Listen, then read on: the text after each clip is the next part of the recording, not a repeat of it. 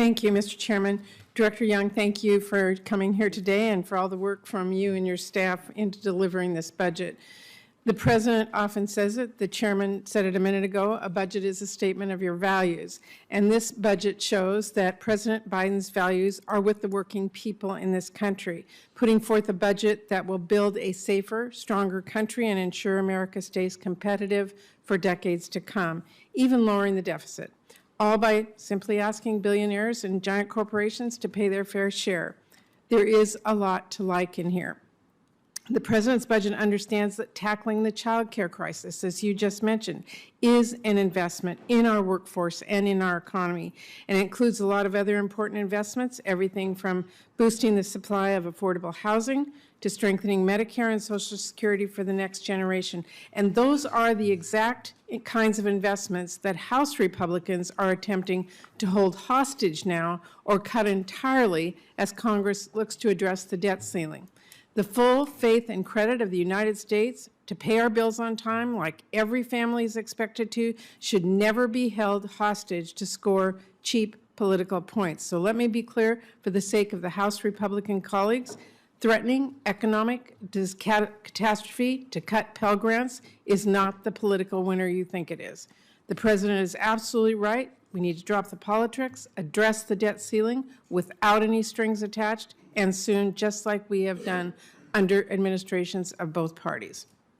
Director Young, my question for you, can you talk to us about the importance of the level of non-defense discretionary spending proposed in this budget, and how a strong non-defense discretionary top line that does invest in our families and our infrastructure and our workforce directly strengthens our country's ability to compete with China and others on the world stage? Yeah, I'll add one thing to that as well, Senator, our national security. What still baffles me is we keep defense on one side and State Department, USAID, FBI, Department of Homeland Security, all on what we call non-defense. So if we have to take drastic cuts to non-defense discretionary, some plans would actually wipe out non-defense discretionary. We would see drastic cuts to the only child care program we really have at the federal level. The child care block grants would be obliterated. So families who use that for child care assistance would be left out in the cold. Low-income heating assistance, which I know many of your communities rely on, also helps with cooling. That would be let go. State Department would be harmed. Our border operations would be harmed. So the list goes on and on. It would be detrimental to see those cuts. Sequestration, for example, we talked a lot about what happened in 2011 and 2012.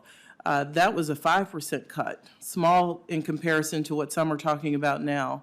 And some agencies, some programs that working families rely on are still trying to build back from those harmful sequester cuts. Well, thank you for that. And I'm just going to say that now we do have the President's budget. As chair of the Appropriations Committee, we are going to be pressing forward with the work of writing our nation's spending bills as quickly as possible in a bipartisan way. And I'm working very closely with Vice Chair Collins on this. I believe we have a real opportunity and a responsibility to work together to make our country more safe, more competitive, and do some good for the people we represent.